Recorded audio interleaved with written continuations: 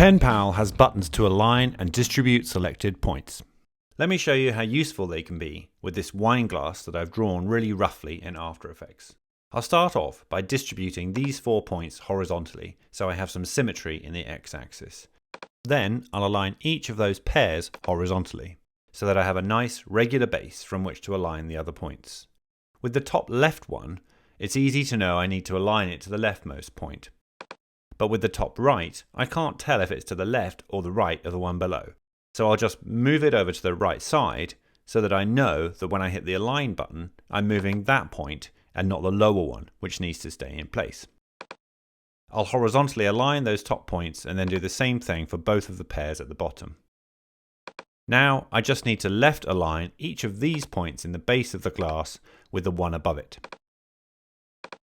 Now that the shape is completely symmetrical, I can head over to the composition panel, select these 2 points and alt-click on them to make them smooth, and maybe nudge them up or down. And then I'll refresh in Penpal. The align and distribute buttons work per path. So if I select all the 4 points that form the base of these tree trunks and align to bottom, the points align within each path, but not from one path to another. If we need to do that, it's easy to just select the points and drag them in the canvas with the snapping turned on. Click the card on the right to watch the next video, or the one on the left for the whole playlist.